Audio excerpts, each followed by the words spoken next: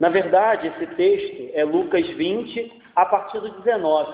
Mas na semana passada, nós pregamos o versículo 19. O texto 19 termina assim: naquela mesma hora, os escribas e os principais sacerdotes procuravam lançar-lhe as mãos, pois perceberam que, em referência a eles, dissera esta parábola, mas temiam o povo. A gente pregou na semana passada o texto até o versículo 19, e esse texto era o texto da parábola dos maus lavradores. E a gente dizia que Jesus estava contando uma parábola, dizendo que aqueles sacerdotes, fariseus, saduceus, que o rejeitaram, seriam condenados em breve se não se arrependessem. Eles eram os maus lavradores dessa parábola. Então, diante disso, os inimigos de Jesus, assim a gente pode dizer, eles começam agora a fazer uma série de perguntas capciosas com o intuito de pegar Jesus numa falta e de condená-lo. Então, lembrando, a gente está na Semana da Paixão, a gente está aqui aproximadamente na terça-feira ou quarta-feira, Jesus vai ser traído na sexta, então a gente está próximo à traição e à morte de Jesus. A gente está na semana que tudo vai acontecer e Jesus vai sofrer agora. Jesus já vem sofrendo desde o início do seu ministério, mas agora os ataques, as afrontas vão ser diretas a Jesus. Vamos ler o versículo 20? Diz assim: observando-o, subornaram emissários que se fingiam de justos para verem se o apanhavam em alguma palavra, a fim de entregá-lo à jurisdição e à autoridade do governador. Então vamos parar aqui, deixa a Bíblia aberta. O texto diz que as pessoas que observavam Jesus, os sacerdotes, os fariseus, os escribas, os saduceus, eles subornaram pessoas. Então, lembrando o contexto é que na passagem anterior chegaram para Jesus e falaram: com que autoridade você está fazendo essas coisas? E aí eu lembro que eu falei isso aqui na igreja. Estão chegando para Jesus e estão falando: olha só, quem tu pensa que é? Quem é você? Qual é o seu poder? Qual o seu currículo? Qual a sua faculdade? Qual o seu título eclesiástico para estar fazendo essa bagunça que você está fazendo aqui? Está purificando o templo? Está virando a mesa dos cambistas? Está dizendo que a gente não tem autoridade para continuar conduzindo a igreja? Está mudando as regras que a gente estabeleceu? Está comendo com pecador? Está perdoando a adúltera? Que história é essa? Que autoridade você faz isso? E aí Jesus responde eles com a parábola. Então, diante dessa parábola, entendendo que Jesus estava dizendo que eles eram maus lavradores e que em breve Jesus os condenaria se eles permanecessem assim, eles começam a planejar maneiras de matar Jesus. E agora, em vez de acusá-lo diretamente, em vez de ir para o embate, eles subornam pessoas para que façam perguntas, para que estejam ali no meio. O texto diz: se fingindo de justos, para ver se conseguiam tirar dele alguma palavra para condená-lo. Então essa era a ideia. A ideia era que estivessem ali no meio, fingindo uma dúvida e lançando perguntas com o intuito de acusar Jesus diante de Herodes, ou do governador, ou de Pilatos, ou seja, condenar Jesus. Esse era o intuito. E aí, vamos ver o que acontece? Então, o versículo 20 diz que pessoas infiltradas estavam no meio daqueles que seguiam a Jesus, ou melhor, daqueles que ouviam os ensinamentos de Jesus. Versículo 21 diz assim, versículo 21. Então consultaram dizendo: mestre, sabemos que fala e ensinas retamente, e não te deixes levar de respeitos humanos, porém ensinas o caminho de Deus, segundo a verdade. Então agora começa o elogio. Eles começam a bajular Jesus. E a primeiro adjetivo, ou o primeiro elogio, é que eles chamam Jesus de mestre. Eu já expliquei aqui na igreja que isso é fato. Isso é certo. Jesus era o maior mestre que existiu. Um dos maiores ministérios de Jesus, um dos maiores momentos de Jesus era ensinando. Ele curou, ele libertou, ele expulsou demônios, ele ressuscitou, ele perdoou, ele amou, mas um dos maiores momentos de Jesus no seu ministério era ensinando. Então ele era um mestre, ele é o maior mestre que existiu, era o maior profeta que existiu, o profeta verdadeiro. Então chamá-lo de mestre não era errado. O problema é chamá-lo de mestre, contudo com o intuito de matá-lo. Sabe? Quando você bate nas costas de alguém, quando você faz um elogio a alguém, mas na verdade o seu coração não tem aquele desejo, é simplesmente ironia, é simplesmente bajulação. Isso que é lamentável. Chamar Jesus de mestre, sem problemas. O problema é fazer isso. Ou seja, o problema é ter lábios que exaltam o Senhor, mas um coração perverso, doido para condená-lo e para matá-lo. A gente tem que tomar cuidado com isso. Ah, pastor, isso não acontece na minha vida. Pelo contrário, constantemente isso acontece na nossa vida. A gente exalta o Senhor com os nossos lábios, mas o nosso coração está um pouco distorcido e um pouco desviado daquilo que a gente deseja para com o nosso Deus. Então é isso que fazem. Chamam ele de mestre, mas essa bajulação é uma armadilha camuflada. Cuidado com isso também, queridos. Eu não estou dizendo aqui que você não pode elogiar ninguém, que você não deve elogiar ninguém. Mas cuidado com bajulação. Cuidado com aquela pessoa que gosta muito de bajular, com aquela pessoa que gosta muito de exaltar o outro, quando na verdade a gente sabe que por trás daquilo tem segundas intenções. Aqui no caso de Jesus, a intenção era matá-lo. Às vezes a intenção de alguém que simplesmente é bajulador é conseguir um benefício para si mesmo. Então ele bajula o máximo que ele pode aos outros para se beneficiar daquela bajulação. Então cuidado com isso. Devemos elogiar, devemos sim agradecer, devemos sim honrar aqueles que são dignos de honra. Hoje a gente está comemorando o Dia das Mães, elas são dignas de honra, dignas de agradecimento, dignas de louvor, são dignas pelo trabalho que fazem, pelo esforço que se empenham, mas cuidado com bajulação, cuidado com aquilo que passa, aquilo que excede um simples agradecimento e um simples louvor àquelas pessoas que nós amamos. Então, eles elogiam Jesus e, pior, eles elogiam o caminho. Eles dizem assim: olha, Senhor, eu sei que tu falas e ensina retamente, não te deixa levar por humanos. Isso era uma outra verdade. Eles falam assim: olha, Jesus, eu sei que o Senhor não se deixa levar pela política, eu sei que o Senhor não se deixa levar pela condição social de ninguém, eu sei que o Senhor não se deixa levar pela cor de raça de ninguém, eu sei que o Senhor não se deixa levar se é mulher adúltera ou se é uma mulher judia. O Senhor é imparcial, o Senhor não busca o interesse, nem busca estar bem com os homens, mas o Senhor busca a vontade de Deus, o caminho de Deus segundo a verdade. É isso que o texto nos diz. E aí, de novo, eles estão elogiando o caminho da verdade, a pregação de Jesus, a fidelidade de Jesus, mas no final de tudo, o seu intuito era traí-lo, matá-lo e levar diante do Sinédrio, levar diante de Herodes uma pegadinha contra Jesus. E aí eles tentam despistar a real intenção, elogiando Jesus, inclusive elogiando o seu caminho. Eu lembro de um texto que eu gosto muito, que está em Gálatas. O apóstolo Paulo parece que, imitando Jesus, ele diz assim em Gálatas 1, no versículo... Gálatas 1, versículo 10, Paulo diz assim: porventura, procuro eu agora o favor dos homens ou de Deus? Ou procuro agradar a homens? Se agradasse ainda a homens, não seria servo de Cristo. O apóstolo Paulo está dizendo aqui: olha, se o meu interesse fosse agradar a homens, fosse estar bem com todo mundo, convenhamos, eu não seria servo de Cristo. Porque ainda que a gente hoje não viva mais aquela fase de evangélicos bitolados, evangélicos que são extremamente ignorantes com relação às outras pessoas, convenhamos, o evangelho também não é algo que agrada a todo mundo.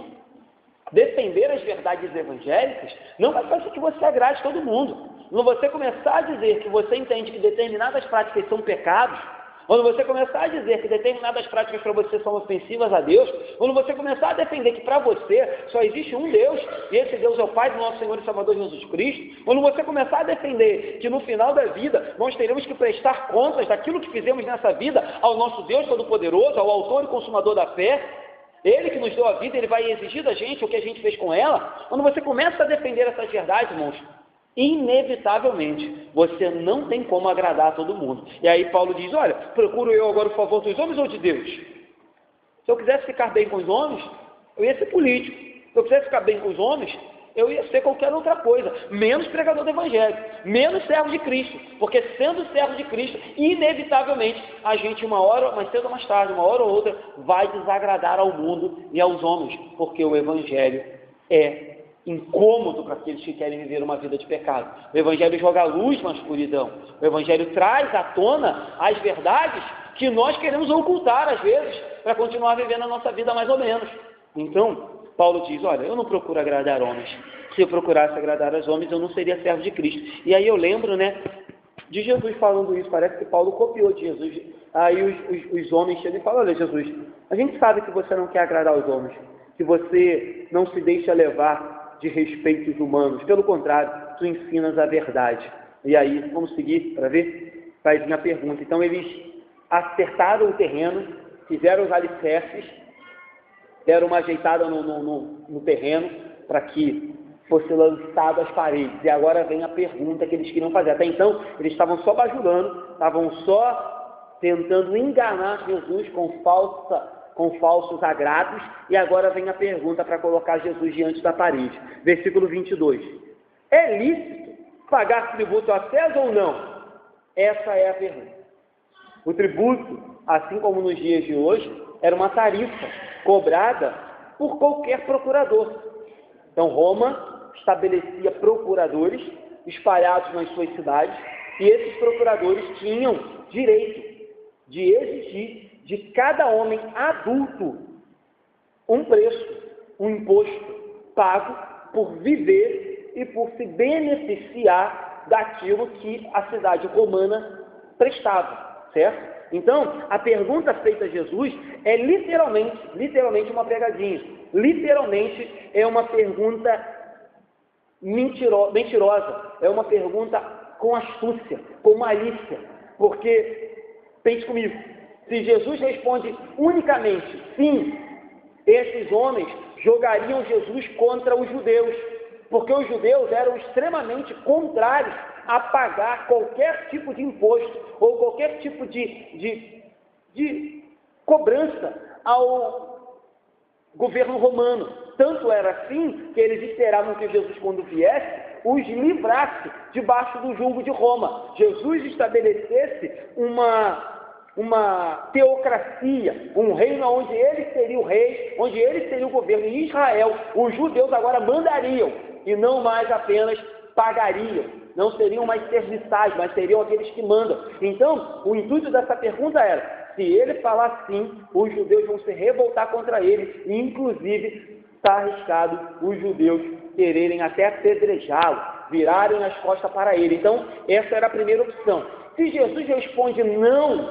não é lícito pagar imposto, era tudo que eles queriam para correr até o imperador, até o procônsul, até o próprio procurador, que era responsável por arrecadar o dinheiro, e falar, olha, tem um tal de Jesus aí que está pregando contra a arrecadação para César. Está dizendo que não devemos enviar nenhum dinheiro para César, ou seja, ele é rebelde, ele é um líder que detém poder sobre os judeus e quer destruir a estabilidade de Roma. Então, ou seja, independente da pergunta que Jesus desse, ele estava numa segunda sinuca de bico e seria acusado de uma forma ou de outra. Ou seja, ele estava agora exposto diante daqueles falsos bajuladores, aqueles homens que estavam infiltrados, subornados, para simplesmente preparar o campo para que Jesus fosse condenado. Mas nós vamos perceber que o Senhor é Senhor, certo? Vamos para o 23, diz assim: mas Jesus, percebendo-lhes o ardil, respondeu: mostrai-me um denário. E aí mostraram para ele uma moeda. De quem é a efígie e a inscrição? Ou seja, de quem é a imagem que está desenhada nessa moeda e de quem é essa inscrição que está escrito na moeda? E aí, prontamente, disseram. Então, do meio do povo, alguém respondeu rapidamente: de César. Então, lhes recomendou Jesus: dai, pois, a César o que é de César e a Deus o que é de Deus. Sabendo da maldade, sabendo do intuito, sabendo da astúcia que que se voltava contra ele, Jesus agora, de forma maravilhosa, nos dá uma resposta divina. Sabendo que o plano era executá-lo, Jesus responde com uma outra pergunta. Eu já falei isso aqui atrás, na semana passada, dizendo que existem várias maneiras de você responder uma acusação. As pessoas te acusam e você nega.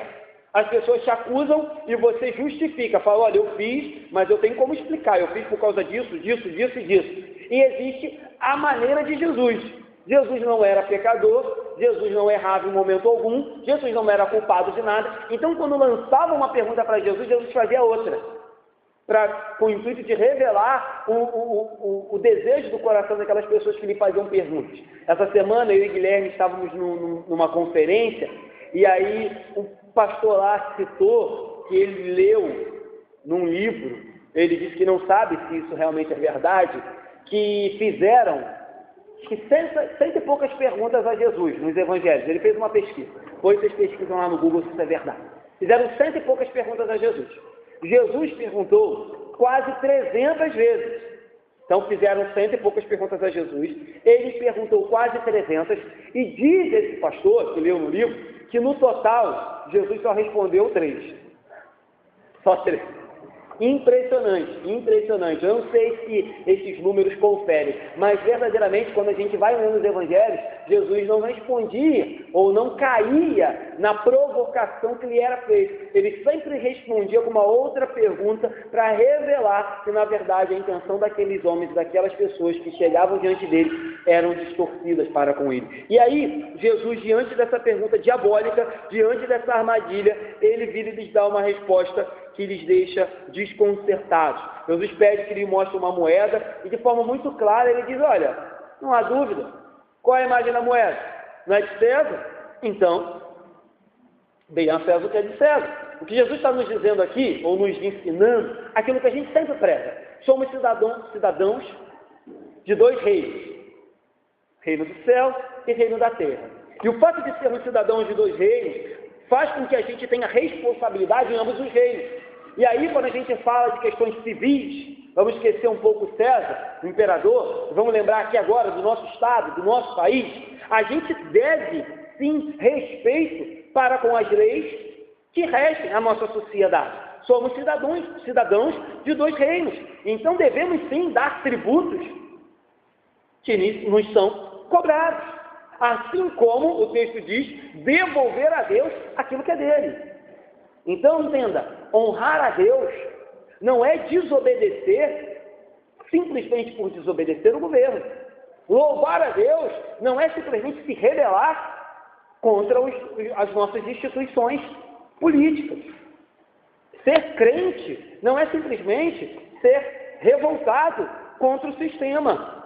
É claro, já ensinamos isso aqui, naquilo que a política, naquilo que as leis, naquilo que a sociedade é anticristã, nos convém primeiro obedecer a Deus e depois obedecer aos homens, isso é fato.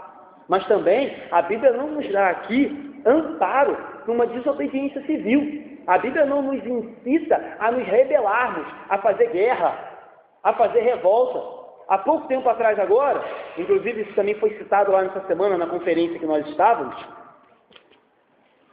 tivemos o desprazer de ver alguns pastores pregando a desobediência civil no caso da determinação da prisão do ex-presidente Lula.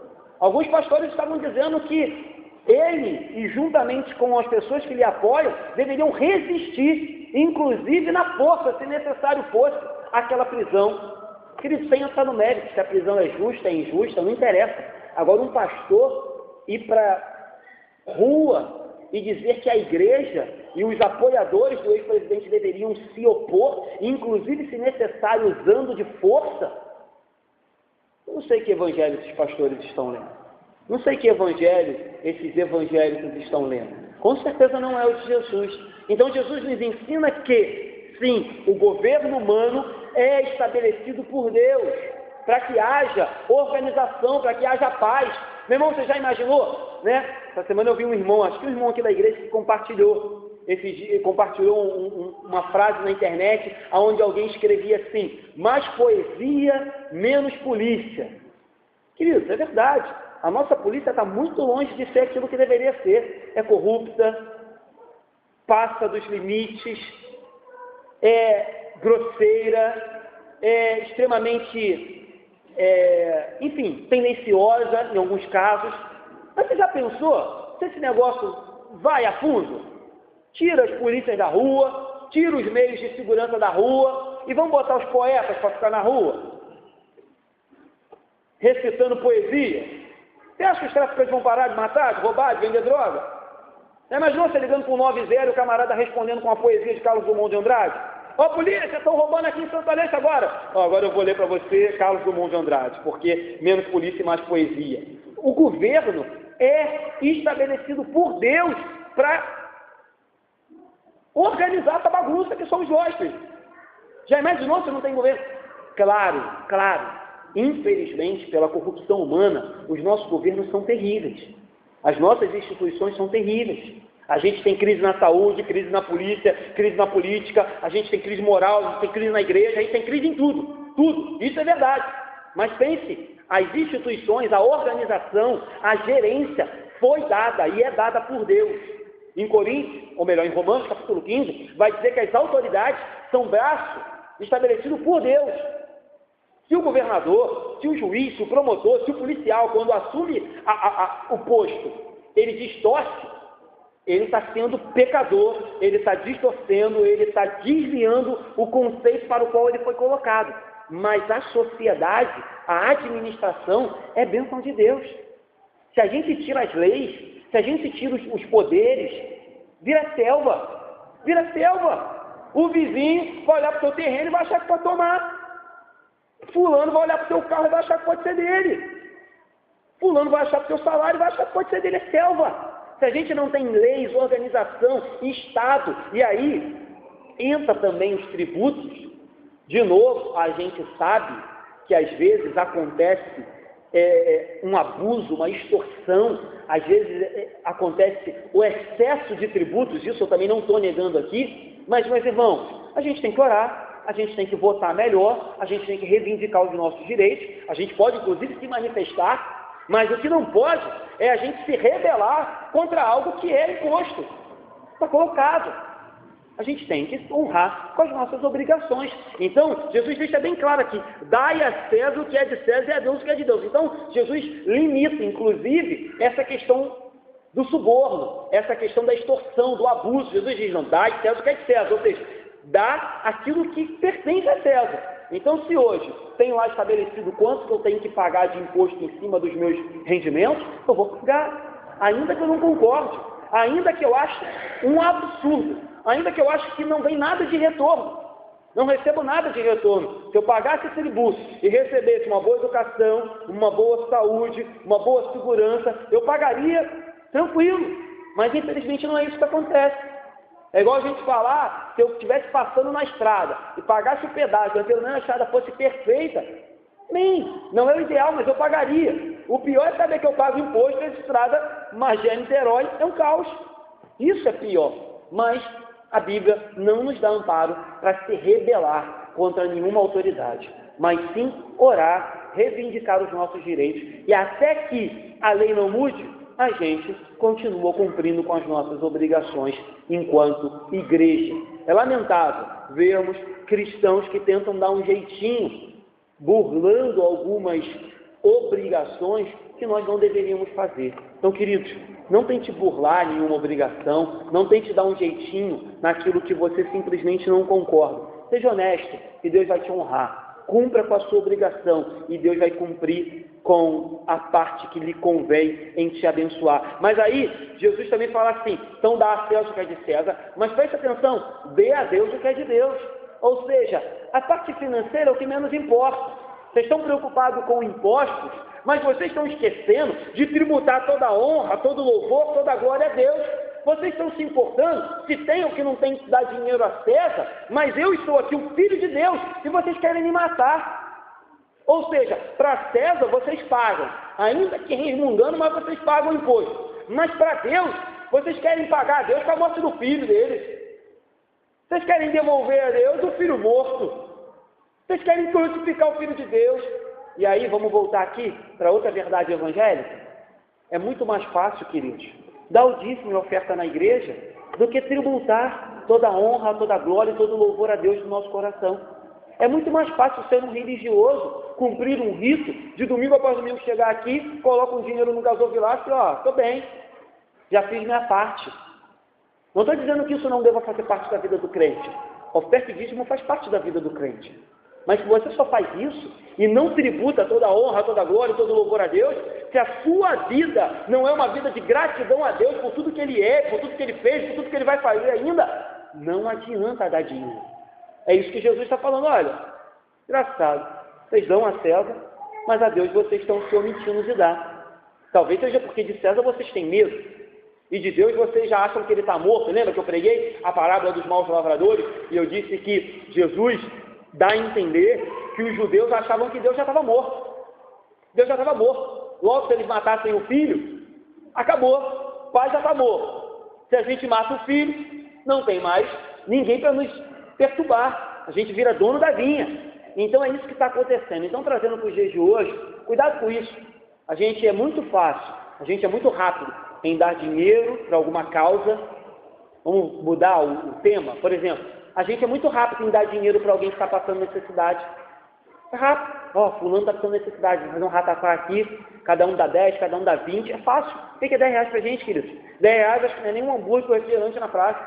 A gente dá. Mas amar ao próximo é muito mais difícil. Muito mais difícil.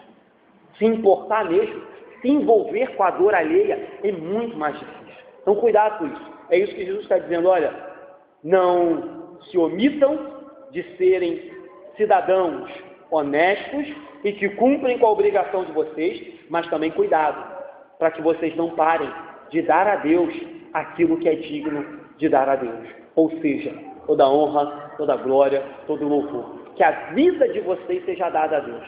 Certo? Então, Jesus acrescenta, não deixem de dar a Deus o que é devido. Jesus também rejeita, a divindade do reino, do imperador. Quando ele diz, dê a César o que é de César e a Deus o que é de Deus, ele rejeita o culto ao governo. E aí também a gente pode fazer uma outra colocação para os dias de hoje. Tem havido uma polarização, nos meios políticos. Ou você é A ou você é B, A política do nosso país virou quase Fla-Flu, ou Flamengo e Vasco. O camarada escolhe um lado e briga contra o outro que está do outro lado, e odeia o outro que está do outro lado. E aí a tendência, e eu falo isso primeiramente para mim, porque eu tenho as minhas preferências políticas, mas a tendência é que a gente comece a idolatrar, a endeusar um lado. Não, esse lado é o melhor, e a gente começa a achar que o futuro do país, que o futuro da nossa vida, que a nossa felicidade depende de um grupo político. Isso é uma grande bobagem. Isso é idolatria. Isso é transportar para um líder político, seja ele de qual partido for, aquilo que só compete a Deus. Isso é transportar para um partido político aquilo que só Deus pode fazer. Trazer paz, trazer tranquilidade, trazer prosperidade, trazer bênção, trazer felicidade. É claro que a gente deve votar com consciência e cada um aqui tem as suas preferências políticas. Mas cuidado, quando você começa a endeusar, quando você começa a idolatrar um líder, seja de qual lado for, você está cometendo um pecado de idolatria. Você está fazendo o que Jesus disse aqui para não fazer. Jesus disse, é dinheiro que César quer? Dá dinheiro a César. Mas dai a Deus o que é de Deus. Ou seja, aos políticos, a gente deposita a nossa confiança com o nosso voto. Mas a nossa última confiança, a nossa honra, o nosso louvor, a nossa glória, tem que estar apontada para Deus. Cuidado com isso. A gente tem caminhado para esse extremo no nosso país e com a aproximação das eleições, a tendência é que isso aumente. Então você vê pessoas se agredindo, pessoas quebrando, pessoas brigando. Por quê? Porque depositam naquele futuro governo a esperança da sua vida. Se fulano ganhar, minha vida vai melhorar. Se Cristo não reinar na sua vida, pode ser o governo que for, pode ser teu amigo de infância governando Magé, sua vida não vai melhorar em nada. pode ser um familiar seu, prefeito de Magé, sua vida não vai melhorar em nada.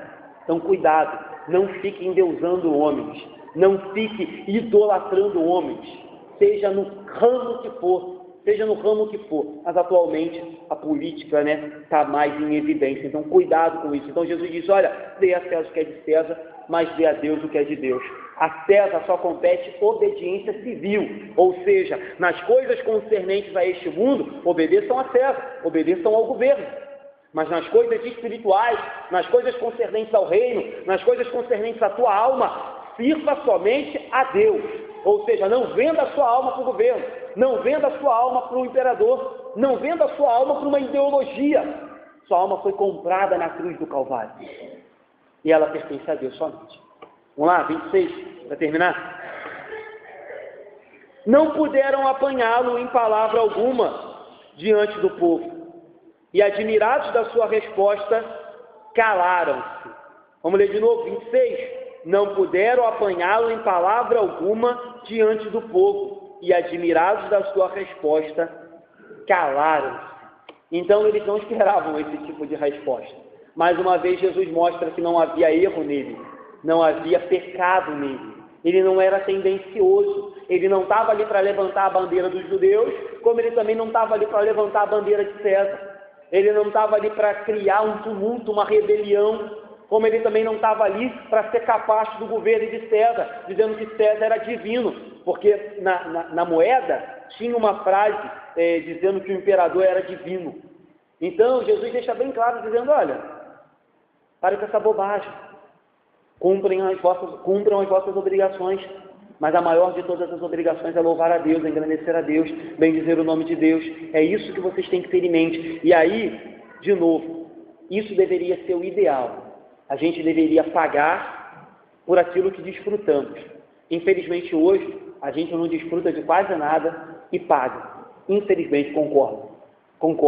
É isso que às vezes, você vê alguns vídeos na internet em comparação com o nosso país. Você vê países lá fora que com certeza as pessoas pagam impostos, pagam tributos, mas países que devolvem para o seu povo pelo menos o mínimo da dignidade da pessoa humana. Aqui você vê pobre, pagando imposto. Mas estou aqui imposto, pobre só nega. Queridos, você paga imposto até da água que você compra, da água mineral, você paga imposto. Esses dias eu estava vendo também na internet, o camarada bateu a foto de e o pessoal aí que é pai de menino aí, prestes à escola, o camarada bateu foto de uma mochilinha que ele comprou para a filha dele para a escola, e estava lá embaixo assim o preço e o imposto. 65% da mochila era imposto. Quase R$200, a mochilinha desse tamanho assim, dá para comprar uma mala de viagem. 65% era imposto.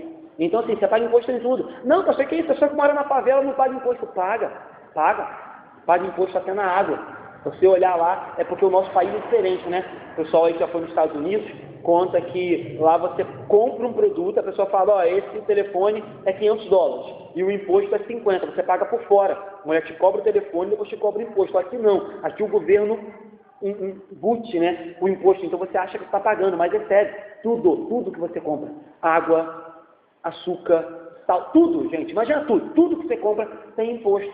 Então, infelizmente, o chato é isso, é saber que a gente paga por algo que a gente não vê retorno, a gente paga por algo que a gente não vê uma contrapartida. É chato? É. Eu gosto? Não gosto. Ninguém fica feliz dizendo, esse mês eu estou feliz que eu paguei muito imposto, Eu já fazia lá a declaração do imposto de renda. Ninguém vira para Alexandre e fala, Alexandre, eu quero que você diminua aí minha restituição. Pelo contrário, esse mês, eu e Ilana, a gente fez lá a restituição, ficamos todos felizes que a gente vai receber um dinheirinho de volta. Mas faz parte, queridos, faz parte.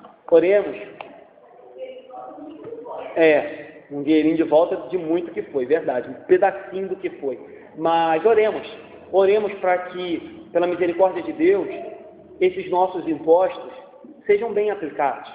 Aqueles que mais precisam sejam abençoados, mas não nos compete se revoltar, não nos compete sermos desobedientes, não nos compete darmos jeitinhos, enganar o governo, tá, queridos? Não nos compete, não faça isso. Isso é pecado. Se porventura você já fez, ou se porventura alguém te alguma vez já fez essa proposta para você, não faça isso, não faça isso. Ore a Deus para que Ele te dê condições de ser honesto, de cumprir com as suas obrigações, ainda que seja muito pesado pagar alguns impostos. Mas ore a Deus para que a gente tente sempre dar exemplo acerca das nossas obrigações para com a sociedade. Porque é muito feio chamar os políticos de corruptos, chamar a nossa sociedade de corrupta, dizer que o nosso sistema está podre, que ele está corrompido. É muito chato, sabendo que a gente, nas mínimas coisas, a gente também dá um jeitinho de ser corrupto, dá um jeitinho de burlar. Faça isso não, isso é pecado. Sejamos exemplares e Deus há de com certeza nos honrar a cumprir com as nossas obrigações. Aqueles aqui da igreja que são empresários, que têm seus próprios estabelecimentos, que é dono do seu próprio trabalho, eu sei também que a carga tributária é absurda. Eu sei porque minha mãe tem uma loja. É absurda, absurda. Muitos lojistas fecham a porta, não conseguem se manter só por causa da carga tributária. Eu sei disso. Mas, meus irmãos, orem a Deus. Orem a Deus. Se está sendo necessário ser infiel ou ser corrupto, repense o seu trabalho, repense o que você tem feito e peça a Deus graça. Peça a Deus graça para que você seja alguém diferente, certo? Nesse mundo perdido. Então, diante disso, não havia falha em Jesus, não havia como pegá-lo, eles simplesmente se calam diante da verdade. E é isso que vai acontecer naquele grande dia. A gente estudava sexta-feira aqui, em Romanos, no capítulo 3, que os jovens estão estudando, Paulo diz assim, em Romanos, capítulo 3, visto que ninguém será justificado diante dele pela obra da lei. Não, é um pouquinho antes que eu quero ler. Versículo 19. Ora, sabemos que tudo que a lei diz aos que vivem na lei, diz para que se cale toda a boca e todo mundo seja culpável diante de Deus. Paulo diz assim, olha, a lei faz com que todo mundo se cale diante de Deus. Faz com que todo mundo fique quieto diante de Deus. A lei mostra que ninguém é digno de salvação, a não ser Jesus Cristo na cruz do Calvário, pagando pelos nossos pecados. A lei faz com que todo mundo, fique quieto. Ninguém tem direito de se apresentar diante de Deus e falar, olha Deus, eu tenho condições de ser salvo, eu sou bom, eu fiz por onde, eu comprei a salvação, eu fiz boas obras. Não, a lei diz para todo mundo, se cale diante de Deus, porque não há um justo sequer. Ninguém é justificado pelas obras da lei, ninguém é justificado por boas obras, mas somente pela graça de Jesus, pelo sacrifício dele na cruz. Então, aí, diante de Jesus aqui, o texto diz que todos se calaram, porque não tinham o que fazer. E isso é um prenúncio do que vai acontecer no dia do juízo. Todos vão se calar. Todos. E Jesus vai dizer quem são aqueles que foram justificados pelo sangue do Cordeiro. Vou fazer 4 aplicações para a gente terminar rápido. Primeira observamos nesse texto a maldade disfarçada de bondade. Homens infiltrados, subornados para pegar Jesus numa maldade. E aí, trazendo para os dias de hoje, cuidado. A gente tem muito lobo travestido de ovelha. A gente tem muito herege travestido de pastor. A gente tem muitos casas de comércio, não foi isso que Jesus falou? Covil de salteadores travestidas de igreja. Então, cuidado. Não é de hoje que a maldade se disfarça de bondade. O próprio apóstolo Paulo, na carta aos 1 Coríntios, vai dizer que o próprio Satanás se transforma em anjo de luz. O próprio Satanás se transforma em anjo de luz. Então, tomem cuidado. Cuidado com aqueles que se dizem ovelhas, mas se portam como lobos. Cuidado com aqueles que se dizem pastores, mas que na verdade só querem se beneficiar do rebanho de Cristo. Cuidado com aquelas que se dizem igrejas, mas que na verdade só querem enriquecer e se beneficiar do povo que faz parte das igrejas. Cuidado. A maldade sempre se disfarça de bondade. Segundo, percebemos aqui, mais uma vez, a plena sabedoria e a divindade de Jesus ao responder as perguntas que lhe eram feitas. E aí eu já falei sobre isso, não quero perder muito tempo, só quero que a gente aprenda com Jesus a ter sabedoria na hora de responder. Já falei, há dias que a gente tem que responder, há dias que a gente tem que calar, há dias que a gente tem que, na mesma moeda, falar, olha, isso aí que você está falando é uma calúnia, isso aí que você está falando é uma inverdade contra a minha pessoa. Mas há momentos que a gente tem que pedir a Deus sabedoria para quando responder, como responder, de que forma responder, para em vez de aumentar o problema, aumentar o fogo, a gente apagar o fogo e responder de forma sábia como Jesus, de maneira que aqueles que nos acusam fiquem calados, sem ter o que falar contra nós, sem ter o que lançar contra nós. A gente tem que tomar cuidado com isso. Às vezes a gente peca porque fala sem pensar, responde sem pensar, responde sem orar.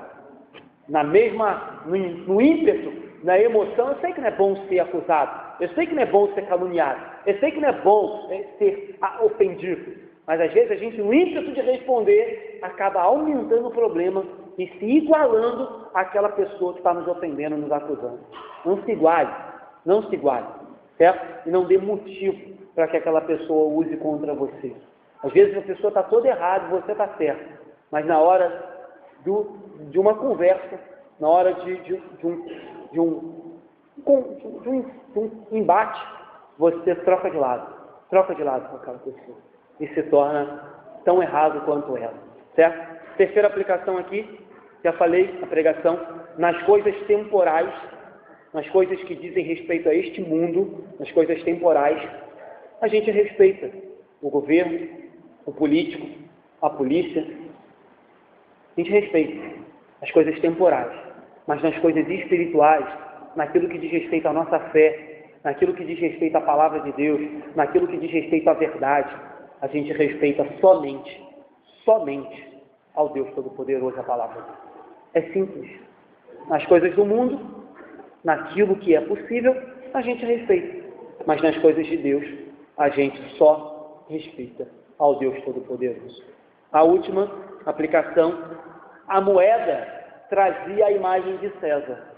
Os homens trazem a imagem de Deus. Deus, quando cria o homem, diz, façamos o homem a nossa imagem e semelhança. Ainda depois do pecado de Adão e Eva, que o ser humano se torna totalmente corrupto, afastado de Deus, objeto da sua ira, o texto de Efésios diz que nós nascemos filhos da ira por causa do pecado. Ainda assim, Deus diz, olha, aquele que derramar o sangue do homem será réu de morte, porque ele derramou aonde aquele que carrega a imagem de Deus. Então carregamos a imagem de Deus. Então, se a nota de real, de dólar, de César traz ali a identificação, a imagem de quem a ela pertence, nós trazemos conosco a imagem do Deus Todo-Poderoso. Então é fácil. Se a moeda é de César, nós somos de Deus. Se o imposto é devido ao governo, nós devemos nos entregar a Deus. A imagem que nós carregamos é dele. Não tem para onde correr. Não tem outra opção. A imagem é dele. Então ele tem todo o direito sobre a minha e sobre a tua vida. Então, repetindo, ofertas, dízimos, impostos, cobranças que nos são feitas, façamos, cumpramos com a nossa obrigação, mas a nossa vida só tem um destinatário, é o Deus Todo-Poderoso, no qual nós carregamos a imagem dele, imagem e semelhança de Deus, filhos de Deus por adoção,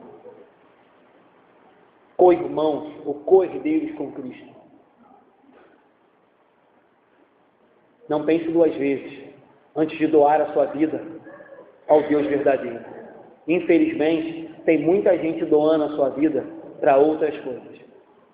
Dinheiro, sucesso, fama, prazeres, pecados. Tem muita gente doando a sua vida para aquilo que não convém. Mas nós carregamos um selo. Esse selo é o selo do Espírito Santo.